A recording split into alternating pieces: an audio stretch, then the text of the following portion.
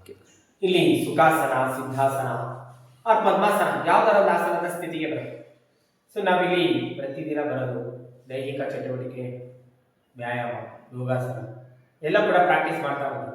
ಇಲ್ಲಿಂದ ಹೋದ್ಮೇಲೆ ಕೂಡ ಹಲವು ಥರದ ಬದಲಾವಣೆಯನ್ನು ತೆಗೆದುಕೊಬರೋದು, ಕೆಲವೊಂದು ಅಳವಡಿಕೆಯನ್ನು ಮಾಡಿಕೊಳ್ಳೋದು, ಎಲ್ಲದೂ ಕೂಡ ಮಾಡಿದಾಗ ನಿಜವಾದ ಆರೋಗ್ಯ, ಸಮಗ್ರವಾದ ಆರೋಗ್ಯವನ್ನು ನಾವು ಪಡ್ಕೋಬೋದು. ಎಲ್ಲೆಲ್ಲ ಚೇಂಜಸ್ ತರಬೇಕು, ಮೊಟ್ಟ ಮೊದಲನೇದಾಗಿ ಆಹಾರ.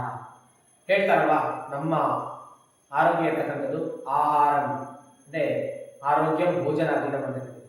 ಅಂದರೆ ಆರೋಗ್ಯ ಅಂತಕ್ಕಂಥದ್ದು ಭೋಜನದ ಅಧೀನದಲ್ಲಿ ಇದೆ ಅನ್ನೋದನ್ನ ಹೇಳ್ತಾರೆ. ಅಂದರೆ ಆಹಾರ ಅಂತ ಬಂದಾಗ ಟೇಸ್ಟ್, ಅದರಲ್ಲಿ ನಾವು ಬಹಳ ಮುಖ್ಯವಾಗಿ 6 ಥರದ ಟೇಸ್ಟನ್ನು ಕಾಣಬಹುದು. ಅದರಲ್ಲಿ ಬಹಳ ಪ್ರಾಮುಖ್ಯವಾಗಿ ನಾವು ಎಲ್ಲರೂ ಕೂಡ ಸಿಹಿಗೆ ಹೆಚ್ಚಿನ ಪ್ರಾಮುಖ್ಯತೆಯನ್ನು ಕೊಡ್ತಾ ಇದ್ದೀವಿ. ಸಿಹಿ, ಕಹಿ, ಉಗುರು, ಹುಳಿ, ಉಪ್ಪು, ಮಸಾಲೆ, ಖಾರ, ಈ ರೀತಿ ಉಗುರು ಅಂತ ಒಂದು 6 ಟೇಸ್ಟ್ ಬರ್ತದೆ. ಆ ಟೇಸ್ಟಲ್ಲಿ ಇಂಗ್ಲೀಷ್ ಜನರೇಷನಲ್ಲಿ ನಾವು ಮೊದಲನೇದಾಗಿ ಇದಕ್ಕೆ ಹೆಚ್ಚಿನ ಪ್ರಾಮುಖ್ಯತೆ ಕೊಡ್ತಾ ಇದ್ದೀವಿ, ಸಿಹಿಗೆ ಪ್ರಾಮುಖ್ಯತೆ ಕೊಡ್ತೀವಿ. ಅದಾದಮೇಲೆ ಸ್ಪೈಸಿ, ಮಸಾಲೆ, ಖಾರ, ಹುಳಿ ಕೂಡ ಕಡಿಮೆ. ನೀವು ಹುಳಿಗೆ ಯಾವಾಗ ಪ್ರಾಮುಖ್ಯತೆನ ಕೊಡ್ತೀರೋ ಅವಾಗ ನೋಡಿ, ಎಲ್ಲ ದೇಹದ ಇಂಟರ್ನಲ್ ಆರ್ಗನ್ಗಳಿಗೆ ಅಲ್ಲೊಂದು ಚಾರ್ಟ್ ಇದೆ, 5 ಎಲಿಮೆಂಟ್ ಚಾರ್ಟ್ ಅಂತ ನೋಡಿರ್ತೀರ. ಆ 5 ಎಲಿಮೆಂಟ್ ಚಾರ್ಟ್ ಮೇಲೆನೆ ಬಾಡಿಗೆ ಎಲ್ಲ ವರ್ಕ್ ಆಗುತ್ತೆ. ಹಾಗೆ ಒಂದೊಂದು ಆರ್ಗನ್ ಕೂಡ ಇನ್ನೊಂದು ಆರ್ಗನ್ಗೆ ಸಪೋರ್ಟ್ ಮಾಡ್ತಾ ಇರುತ್ತೆ. ಆ ಚಾರ್ಟ್ ಕಾಣಿಸ್ತಿದೆಯಲ್ಲ ಅಲ್ಲಿ, ಹಾಗೆ ಆ ಚಾರ್ಟ್ ಅನ್ನ ನಾವು ಗ್ರೂಪಲ್ಲಿ ಹಾಕಿದ್ದೀವಿ, ನಮ್ಮ ಯೋಗ ಕ್ಲಾಸ್ ಗ್ರೂಪಲ್ಲಿ.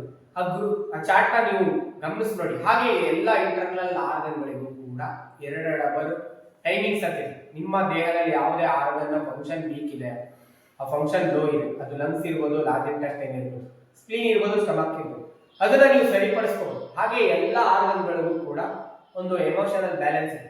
ಹಿಂದೆ ಹೇಳಿದೆ, ಇಂದಿನ ಜನರೇಷನ್ ಅಲ್ಲಿ ಸಿಹಿಗೆ ಹೆಚ್ಚಿನ ಪ್ರಾಮುಖ್ಯತೆನ ಜನ ಕೊಡ್ತಾ ಇದೆ. ಸಿಹಿ ಬೇಕು ಇಲ್ಲ ಅಂತ ನೀವು ಸಿಹಿಯನ್ನ ಕೊಟ್ರೆ ನೋಡಿ, ನಮ್ಮ ಆಹಾರ ಪದ್ಧತಿ ಹೆಂಗಿದೆ ಅಲ್ಲ, ನಾವು ಫಂಕ್ಷನ್ಗೆಲ್ಲ ಹೋದಾಗ ಇಷ್ಟು ಪಾಯಸ ಆಗ್ತಾರೆ, ಸ್ವೀಟ್ ಇರ್ತಾರೆ.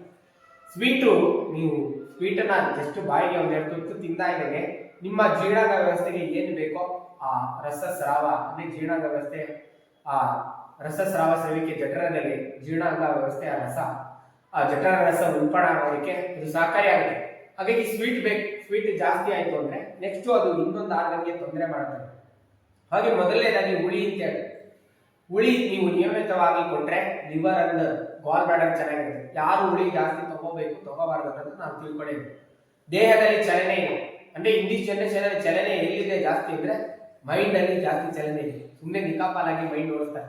ದೇಹದ ಚಲನೆ ಯಾರಿಗೆ ಕಡಿಮೆ ಇದೆ, ನಾವು ಸುತ್ತಮುತ್ತ ನೋಡ್ತಾ ಇರ್ತೀವಿ. ಯಾರ ಹೆಂಗೆ ಅಂದ್ರೆ ಪಕ್ಕದಲ್ಲಿ ಅಲ್ಲೇ ಬೈಲ್ ಅದು ಎತ್ಕೊಡು, ಇದು ಎತ್ಕೊಡು, ರಿಮೋಟ್ ಎತ್ಕೊಡು, ನೀತಾವ, ಈ ರೀತಿ ಇದ್ದಾಗ ದೇಹದಲ್ಲಿ ಯಾರಿಗೆ ಚಲನೆ ಕಡಿಮೆ ಇದೆ ಅನ್ನೋದು ಅಲ್ಲೇ ಗೊತ್ತಾಗುತ್ತೆ. ದೈಹಿಕ ಚಟುವಟಿಕೆ ಇಲ್ಲ, ಏನು ಮಾಡಲ್ಲ, ಮಗ್ಗಲ್ಲ, ಹೇಳಲ್ಲ, ಕುತ್ಕೊಳ್ಳಲ್ಲ, ಓಡಾಡಲ್ಲ ಜಾಸ್ತಿ ಅನ್ನೋದು ಹುಳಿ ತೆಗೆದುಕೊಂಡ್ರೆ ಅವರಲ್ಲಿ ಚಲನೆ ಕ್ರಿಯೇಟ್ ಆಗುತ್ತೆ. ಲಿವರ್ ಅಂಡ್ ಗಾಲ್ ಬ್ಲಾಡರ್ ಚೆನ್ನಾಗಿ ವರ್ಕ್ ಆಗುತ್ತೆ, ಚಲನೆ ಅವರಲ್ಲಿ ಕ್ರಿಯೇಟ್ ಆಗುತ್ತೆ. ಅದಕ್ಕೆ ಹುಳಿ ಬೇಕು ಅನ್ನೋದು. ಸೊ ಆ ಹುಳಿ ಅಂತಕ್ಕಂಥದ್ದು ಜಾಸ್ತಿ ಆದರೆ ಏನಾಗ್ತದೆ, ಪಿತ್ತ ಜಾಸ್ತಿ ಆಗುತ್ತೆ, ಬಾಡಿಲಿ ಏನು ಆ ಲಿವರ್ನ ಫಂಕ್ಷನ್ ಜಾಸ್ತಿ ಆದಾಗ ಇನ್ನೊಂದು ಥರ ಸಮಸ್ಯೆ ಆಗುತ್ತೆ. ಸೊ ಅದೇ ರೀತಿ ಕಹಿ ಅಂತಕ್ಕಂಥದ್ದು ಇಂಗ್ಲಿಷ್ ಜನರೇಷನ್ ಅಲ್ಲಿ ಕಹಿ ಅನ್ನೋದು ತುಂಬಾ ಕಡಿಮೆ. ಈ ಹಬ್ಬ ಹರಿದಿನ ಬಂದಾಗ, ಯುಗಾದಿ ಬಂದಾಗ ಏನ್ ಮಾಡ್ತಾರೆ, ಬೇವು ಬೆಲ್ಲ ಅಂತ ತೆಗೆದುಕೊಂಡು ಸುಮಾರು ಜನ ಏನ್ ಮಾಡ್ತಾರೆ, ಬೇವು ನಿಮ್ ಸೈಡ್ ಇಟ್ಬಿಟ್ಟು ಬೆಲ್ಲ ಮಾತಾಡ್ತೀವಿ. ಆ ರೀತಿ ಇಲ್ಲ.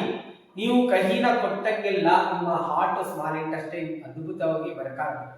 ನಿಮ್ಮ ಹಾರ್ಟ್ ಚೆನ್ನಾಗಿರ್ಬೇಕು, ಸ್ಮಾಲ್ ಇಂಟೆಸ್ಟೈನ್ ಚೆನ್ನಾಗಿರ್ಬೇಕು ಅಂದಾಗ ನೀವು ಸ್ವಲ್ಪ ಕಹಿಯಾಗಿರೋದು. ಕಹಿ ಅಂತಂದಾಗ ಆಹಾರದಲ್ಲಿ ನೀವು ಸಾಸಿವೆ ಕಾಳು ಕೂಡ ಒಂದಿಷ್ಟು ಕಹಿ ಉಗುರಿರ್ತದೆ, ಅದನ್ನ ಯೂಸ್ ಮಾಡೋದು. ಅಥವಾ ನೀವು ನಡೀತಕ್ಕಂಥ ದಾರಿಯಲ್ಲಿ ಎಲ್ಲಾರ ಬೇವಿನ ಎಲೆ ಚಿಗುರು ಸಿಗುತ್ತೆ, 1-2 ಬೇವಿನ ಎಲೆ ಚಿಗುರು, ಅಂದ್ರೆ ನೀವು ಚೆನ್ನಾಗಿ ಅಭಿವೃದ್ಧಿಗಿದು ಅದರ ರಸ ತೆಗೆದುಕೋಬೇಕು ಅನ್ನೋದೇನಿಲ್ಲ. ನಿಮ್ಮ ನಾಲಿಗೆ ಆ ಟೇಸ್ಟ್ ಮಾಡಿದ್ರೆ ಸಾಕು, ಜಸ್ಟ್ ಆ ಟೇಸ್ಟ್ ಮಾಡಿದ್ರೆ ಸಾಕು. ನಿಮ್ಮ ಇಂಟರ್ನಲ್ ಆರ್ಗನ್ಗಳು ಸಿಕ್ಕಂತ ಅದರ ಕಾರ್ಯಕ್ಷಮತೆ ಉನ್ನತಿಗೊಳ್ಳೋದ್ರಲ್ಲಿ ಸಂದೇಹನೇ. ನೀವು ಕಹಿ ಅಂತಂದಾಗ ಏನೊಂದು ಆಗ್ಲಕಾಯಿ ಸಿಗುತ್ತೆ, ಸುಮಾರು ಜನ ತಿನ್ನಲ್ಲ. ಕಹಿನ ನನಗೆ ಆಗಲ್ಲ ಅಂದ್ರೆ ಈಗ ಫುಡ್ ಕೂಡ ಹೈಬ್ರಿಡ್ ಆಗಿದೆ. ಮೊದಲು ಹಿಂದೆ ಸಿಗ್ತಾ ಇದ್ದಂತ ಆಗ್ಲಕಾಯಿ ಈಗ ಸಿಗ್ತಾ ಇರೋ ಆಗ್ಲಕಾಯಿ ತುಂಬಾ ವ್ಯತ್ಯಾಸ ಇದೆ. ಅಷ್ಟು ಕಹಿ ಕಾಣಲ್ಲ. ಬಟ್ ನಿಯಮಿತವಾಗಿ ನೀವು ಆಗ್ಲಕಾಯಿಯನ್ನ ರೂಢಿಸ್ಕೊಳ್ಳೋದು, ಹಿಂದೆ ಹೇಳಿದ್ರೆ ಬೇವಿನ ಎಲೆ ಚಿಗುರನ್ನ ತಿಂದಾಗ ನಿಮ್ಮ ಹಾರ್ಟ್, ಸ್ಮಾಲ್ ಇಂಟೆಸ್ಟೈನ್ ಚೆನ್ನಾಗಿದೆ. ಅದೇ ರೀತಿ ಸಿಹಿ ಬೇಕಲ್ಲ, ನಿಮ್ಮ ಸ್ಪ್ಲೀನು ಸ್ಟಮಕ್ ಚೆನ್ನಾಗಿರ್ಬೇಕು ಅಂದ್ರೆ ಸಿಹಿ ಬೇಕು. ಹಿಂದೆ ಹೇಳಿದೆ, ನೀವು ಮದುವೆ ಊಟ ಅಲ್ಲಿ ಹೋದಾಗ ಸಿಹಿನ ಫಸ್ಟ್ ಬಡಿಸ್ತಾರೆ. ಸಿಹಿ ನೀವು ಒಂದು ಸ್ವಲ್ಪ 1-2 ತುತ್ತು ತಿಂದಾಗ ನಿಮ್ಮ ಸ್ಪ್ಲೀನ್ ಸ್ಟಮಕ್ ಅಂದ್ರೆ ಜೀರ್ಣಾಂಗ ಏನು ಬೇಕು, ರಸ ಬೇಕೋ, ಜೀರ್ಣರಸ ಅದನ್ನ ಉತ್ಪತ್ತಿ ಚೆನ್ನಾಗಿ ಮಾಡ್ತಾರೆ. ಅದೇ ಸಿಹಿ ಜಾಸ್ತಿ ಆಗಿ ತಿಳ್ಕೊಳ್ಳಿ, ಏನಿಲ್ಲ ನೀವು ಸ್ವೀಟ್ ನ ಒಂದು ಪೀಸ್ ನ ನಾಲ್ಗೆ ಮೇಲೆ ಇಟ್ಟಾಗ ಏನಾಗುತ್ತೆ, ಫುಲ್ಲು ವೆಟ್ಟಾಗುತ್ತೆ, ಫುಲ್ಲು ಡ್ಯಾಂಪ್ ಆಗುತ್ತೆ, ಅಂಟಾಗುತ್ತೆ, ಸ್ಟಿಕ್ಕಿ ಆಗುತ್ತೆ. ನೀವು ಜಾಸ್ತಿ ಸ್ವೀಟ್ ತಿಂತಾ ಹೋದ್ರೆ ಡಯಾಬಿಟಿಕ್ ಆಗುತ್ತೆ ಮೊದಲನೇ ಹಂತದಲ್ಲಿ. ಎರಡನೇ ಹಂತದಲ್ಲಿ ನಿಮ್ಗೆ ಸ್ಪ್ಲೀನ್ ಸ್ಟಮಕ್ ವೀಕ್ ಆಗುತ್ತೆ. ಆ ವೀಕ್ ಆದ್ರೆ ನೆಕ್ಸ್ಟ್ ಮುಂದೆ ಲಂಗ್ಸ್ ಅಂಡ್ ಲಾರ್ಜ್ ಇಂಟೆಸ್ಟೈನ್ ಇದೆ, ಲಂಗ್ಸ್ಗೆ ತೊಂದರೆ ಆಗುತ್ತೆ. ಯಾರೆಲ್ಲ ನಾವು ಇಲ್ಲಿ ಕ್ಲಾಸಸ್ ಸುಮಾರು ಸರಿ ಹೇಳ್ತೀವಿ, ಯಾರಿಗಾರ ಬ್ರೆತ್ ಆಯ್ತಾ ಇದೆ, ಉಸಿರಾಟ ಆಗ್ತಿದೆ, ಅಸ್ತಮ ಆಗಿದೆ, ಸದಾಕಾಲದಲ್ಲಿ ನೆಗಡಿ ಇದೆ, ಕಫ ಇದೆ ಅಂದ್ರೆ ಮೊದಲನೇದಾಗಿ ಸ್ವೀಟ್ ಕಂಪ್ಲೀಟ್ ಸ್ಟಾಪ್ ಮಾಡಬೇಕು. ಎರಡನೇದು ಕೋಲ್ಡ್ ಐಟಮ್ ಅಂದ್ರೆ ಡೈರಿ ಪ್ರಾಡಕ್ಟ್ಸ್. ಮೂರನೇದಾಗಿ ಎಣ್ಣೆಲಿ ಕರೆದಿರೋದು. ಈ ಮೂರನ್ನ ನೀವು ಜಸ್ಟ್ ಒಂದು 10 ದಿನ ಒಂದು ವಾರ ನಿಲ್ಲಿಸಿದ್ರೆ ಸಾಕು, ನಿಮ್ಮ ಆಟೋಮೆಟಿಕ್ ಆಗಿ ಲಂಗ್ಸ್ ಎನರ್ಜಿನೂ ಕೂಡ ಸ್ಟ್ರೆಂತ್ ಆಗ್ಬಿಡುತ್ತೆ, ನಿಮ್ಗೆ ಸ್ಪ್ಲೀನು ಸ್ಟಮಕ್ ಕೂಡ ಸ್ಟ್ರೆಂತ್ ಆಗುತ್ತೆ. ಸೊ ಹಾಗಾಗಿ ಒಂದು ಆರ್ಗನ್ ಇನ್ನೊಂದು ಆರ್ಗನ್ಗೆ ಫೀಡ್ ಮಾಡುತ್ತೆ. ಅದೇ ರೀತಿ ನಿಮ್ಮ lungs, large intestine neighbour organs ಅಂತ ಕರೀತಾರೆ.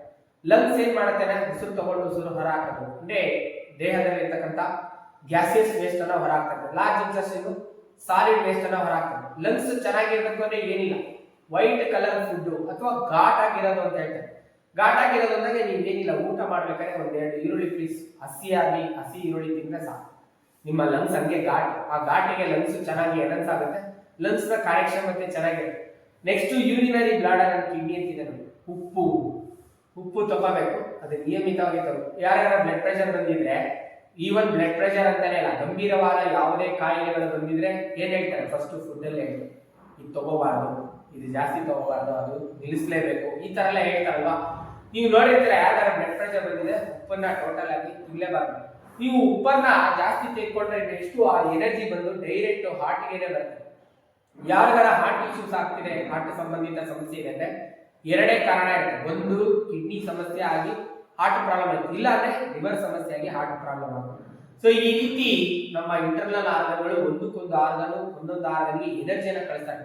ಆ ಚಾರ್ಟ್ ಅನ್ನ ನೀವು ಸೂಕ್ಷ್ಮವಾಗಿ ಗಮನಿಸಿ. ಅದೇ ರೀತಿ ಎಮೋಷನ್ ಕೂಡ, ನೀವು ಸಣ್ಣ ಪುಟ್ಟ ವಿಚಾರಕ್ಕೆ ಪದೇ ಪದೇ ಕೋಪ ಮಾಡ್ಕೊಳ್ತಾ ಇದ್ರೆ ನಿಮ್ಮ ಲಿವರ್ನ ಎನರ್ಜಿ, ಲಿವರ್ ಅಂಡ್ ಗಾರ್ಬನ್ ಎನರ್ಜಿಲಿ ಸಮಸ್ಯೆ ಉಂಟಾಗುತ್ತೆ. ಅಂದ್ರೆ ಹೇಳ್ತಾರಲ್ವಾ, ಸಣ್ಣ ಪುಟ್ಟ ವಿಚಾರಕ್ಕೆ ಕೋಪ ಮಾಡ್ಕೊಂಡ್ರೆ ಪಿತ್ತ ಜಾಸ್ತಿ ಆಯ್ತಾ, ಪಿತ್ತ ನೆತ್ತಿಗೆ ಇರುತ್ತೆ ಅಂತ, ನಿಮ್ಮ ಲಿವರ್ ಮೇಲೆ ತೊಂದರೆ ಉಂಟಾಗುತ್ತೆ. ಅದೇ ರೀತಿ ನೀವು ಸದಾ ಕಾಲದಲ್ಲಿ ಕೊರಗುವಿಕೆ, ಒಂಥರ ಬೇಜಾರಾಗಿರೋದು ಮಾಡಿದಾಗ ನಿಮ್ಮ ಹಾರ್ಟ್ ನ ಸಮಸ್ಯೆ ಉಂಟಾಗುತ್ತೆ, ಹಾರ್ಟ್ಗೆ ಎನರ್ಜಿ ಸಿಗೋದಿಲ್ಲ. ಹಾಗೆ ಎಲ್ಲ ಆರ್ಗನ್ಗೂ ಒಂದು ನಿರ್ದಿಷ್ಟವಾದ ಸಮಯ ಇದೆ. ಬಾಡಿ ಕ್ಲಾಕ್ ಚಾರ್ಟ್ ಕೂಡ ನಾನು ಗ್ರೂಪ್ ಅಲ್ಲಿ ಹಾಕಿದ್ದೀನಿ, ನೀವು ನೋಡಿ. ನಿಮ್ಮ ಹಾರ್ಟ್ ಅನ್ನ ಸ್ಟ್ರೆಂಥನ್ ಮಾಡಬೇಕು, ಹಾರ್ಟ್ ಎನರ್ಜಿನ ಎನರ್ಜಿ ಮಾಡಬೇಕು ಅಂದ್ರೆ 11ರಿಂದ 1 ಗಂಟೆ ಅದು ಹಾರ್ಟ್ ಎನರ್ಜಿ ಅಂತಿದೆ, ಬಿಸಿಲು ಕೂಡ ಜಾಸ್ತಿ ಇರುತ್ತೆ. ಆ ಟೈಮಲ್ಲಿ ನೀವು ಹಂಗೆ ಈ ಚೆವರಿ ಆಗೋಕ್ಕೆ ಕಲರ್ ಕೂಡ ಇದೆ, ರೆಡ್ ಕಲರ್ ಅಂತಿದೆ. ನೀವು ಏನಿಲ್ಲ, ಒಂದು ದಾಳಿಂಬೆ ಜ್ಯೂಸ್ ಕುಡಿದ್ರೆ ಸಾಕು, ನಿಮ್ಮ ಹಾರ್ಟ್ ಎನರ್ಜಿ ಚೆನ್ನಾಗಿರುತ್ತೆ. ಆ ರೀತಿ ಕಲ್ಲರು, ಟೇಸ್ಟು ಎಲ್ಲವೂ ಕೂಡ. ಅದೇ ರೀತಿ ನೀವು ತುಂಬಾ ಓವರ್ ಆಗಿ ವರಿ ಮಾಡಿದ್ರೆ ಸದಾ ಕಾಲದಲ್ಲಿ, ಅಂದ್ರೆ ಅವ್ರು ಹಂಗಿದ್ದಾರೆ, ನಾವು ಇನ್ನೂ ಹಿಂಗೆ ಇದೀವಿ, ನಮ್ಮಲ್ಲಿ ಏನು ಬದಲಾವಣೆ ಬಂದಿಲ್ಲ, ನಾವು ಮುಂದಕ್ಕೆ ಹೋಗಿಲ್ಲ, ಜೀವನದಲ್ಲಿ ಮುಂದುವರೆದಿಲ್ಲ, ಈ ರೀತಿ ಕೊರಗಲು ಮಾಡಿದ್ರೆ, ಓವರ್ ಆಗಿ ಥಿಂಕ್ ಮಾಡಿದ್ರೆ ನಿಮ್ಮ ಸ್ಪ್ಲೀನು ಸ್ಟಮಕ್ ವೀಕ್ ಆಗುತ್ತೆ, ನಿಮ್ಮ ಡೈಜೆಸ್ಟಿವ್ ವೀಕ್ ಆಗುತ್ತೆ. ಅದೇ ರೀತಿ ಮುಂದೆ ಲಂಗ್ಸ್ ಅಂಡ್ ಲಾರ್ಜ್ ಇಂಟೆಸ್ಟೈನ್ ಸದಾ ಕಾಲದಲ್ಲಿ ದುಃಖ ಪಡೋದು. ಕೆಲವರು ನೋಡಿರ್ತಾರೆ, ಏನೋ ಒಂದಿಷ್ಟು ಅನ್ನೋದಿಲ್ಲ, ಸುಮ್ಮನೆ ಅಳ್ತಾ ಇರ್ತಾರೆ, ಸುಮ್ಮನೆ ಅಳೋದು ಜಾಸ್ತಿ ಮಾಡೋದು, ಎಲ್ಲ ವಿಷಯದ ಪ್ರತಿಶತ ತುಂಬಾ ದುಃಖ ಪಡೋದು ಮಾಡಿದಾಗ ಅವರಿಗೆ ಲಂಗ್ಸ್ ಎನರ್ಜಿ ಲೋ ಆಗುತ್ತೆ. ಅದೇ ರೀತಿ ನೀವು ಸಣ್ಣ ಪುಟ್ಟ ನೋಡಿ, ಯೋಗದ ಹಾದಿಲಿ ಮೊದಲನೇ ಅಂತ ಇದೆ ಯಮ, ಸತ್ಯ, ಅಹಿಂಸೆ, ಅಷ್ಟೇ ಅಪರಿಗ್ರಹ. ಅದನ್ನ ನೀವು ಫಾಲೋ ಮಾಡಿದ್ರೆ ಸಿಕ್ಕಾಪಟ್ಟೆ ಧೈರ್ಯ ಇರ್ತಾನೆ. ನಿಮ್ಗೆ kidney and urinary bladder energy ತುಂಬಾ ಸ್ಟ್ರೆಂಥನ್ ಆಗಿರುತ್ತೆ.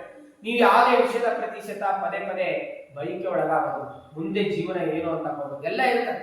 ಕೆಲವರೆಲ್ಲರೂ ಅದೇ ತರನೇ ಇರ್ತಾರೆ, ಎಲ್ಲ ವಿಷಯದ ಪ್ರತಿಶತ ಹಿಂಗಾಗ್ಬಿಟ್ರೆ ಅವಾಗ ಏನಾಗುತ್ತೆ, ಕಿಡ್ನಿ ಎನರ್ಜಿ ಲೋ ಆಗುತ್ತೆ. ಸೊ ಆ ರೀತಿ ಈಚೆ ಎಮೋಷನಲ್ ಮೇಲೂ ಕೂಡ ನೀವು ಇಲ್ಲಿಂದ ಹೋದ್ಮೇಲೆ ಕೆಲಸ ಮಾಡ್ಬೇಕು. ವಿತ್ ಮ್ಯಾಟ್ ವಿತೌಟ್ ಮ್ಯಾಟ್ ಅಂತ ಬಂದಾಗ ನಿಮ್ಮ ಎಮೋಷನಲ್ ಮೇಲೆ ಬ್ಯಾಲೆನ್ಸ್ ಅನ್ನ ತರೋದು. ಹಿಂದೆ ಹೇಳಿದ್ರೆ ಕೈ ಸಿಹಿ ಉಗುರು, ಅದಕ್ಕೆ ಹೆಚ್ಚಿನ ಪ್ರಾಮುಖ್ಯತೆ, ಹುಳಿಗೆ ಪ್ರಾಮುಖ್ಯತೆ. ಹುಳಿನೂ ತಿನ್ನಲ್ಲ ಸುಮಾರು ಜನ, ಹುಳಿ ಆಗಲ್ಲ. ಆ ರೀತಿ ಆ ಟೇಸ್ಟ್ ಅನ್ನ ಫೀಲ್ ಮಾಡೋ ತರ ನೋಡಿ, ಇಲ್ಲೊಂದು ನುಗ್ಗೆ ಬೀಜ, ಇದು ನಾಟಿ ಮರದ ನುಗ್ಗೆ ಬೀಜ.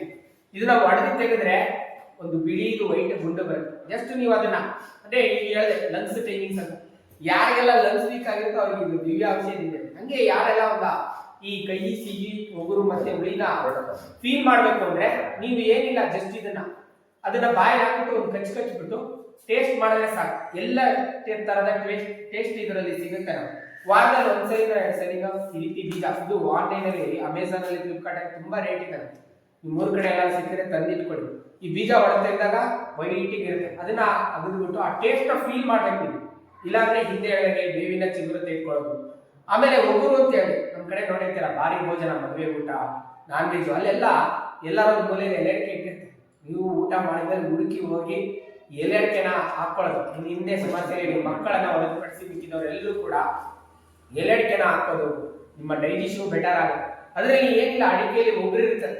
ನೀವು ಅಡಿಕೆನ ಬಾಯಿಗೆ ಹಾಕೊಂಡು ಸಿಕ್ ಮಾಡಿ ನೋಡಿ, ಒಗ್ರೊಬ್ಬರಾಗಿ ಘಾಟ್ ಆಗಿ ಸಿಹಿ ಹಲವು ಟೇಸ್ಟಿಗೆ ಕೂಡ ನೀವು ಪ್ರಾಮುಖ್ಯತೆ ಕೊಡೋದು. ಹುಳಿಗೆ, ಒಗುರಿಗೆ, ಕಹಿಗೆ, ಘಾಟ್ ಆಗಿರೋದಕ್ಕೆ ಪ್ರಾಮುಖ್ಯತೆಯನ್ನು ಕೊಟ್ಟಾಗ ನಿಮ್ಮ ಎಲ್ಲ ಆರ್ಗನ್ಗಳಲ್ಲಿ ಫಂಕ್ಷನ್ ಚೆನ್ನಾಗಿರುತ್ತೆ. ಅವುಗಳಲ್ಲಿ ಏನು ಸಮಸ್ಯೆಗಳು ತಲೆದೋರದರಿಗೆ ಪ್ರೊಟೆಕ್ಟ್ ಅನ್ನ ಮಾಡ್ಕೊಳ್ಳಿಕ್ಕೂ ಇದನ್ನ ಫಾಲೋಅಪ್ ಅನ್ನ ಮಾಡಿ. ಹಿಂದೆ ಹೇಳಿದ ನುಗ್ಗೆ ಇದನ್ನ ನೀವು ಯಾರೆಲ್ಲ ಲಂಗ್ಸ್ ವೀಕ್ ಇರುತ್ತೋ, ಸಾಯಂಕಾಲ ನಿಮ್ಗೆ ಲಂಗ್ಸ್ ಟೈಮಿಂಗ್ಸ್ ಅಂತಾನೆ ಇದೆ, ಸಂಜೆ ಮೇಲೆ ಒಂದು ಗೋಧುಳಿ ಸಮಯ ಅಂತ ಕರೀತಾರೆ ನೋಡಿ, 5 ರಿಂದ 6 ಗಂಟೆ. ನೀವು ಆ ಟೈಮ್ ಸುಮ್ಮನೆ ಕುತ್ಕೊಂಡು ನೀವು ಉಸಿರಾಟ ಗಮನಿಸಿದ್ರು ಉಸಿರಾಟ ಸೂಪರ್ ಆಗಿ ದೀರ್ಘವಾಗಿರುತ್ತೆ.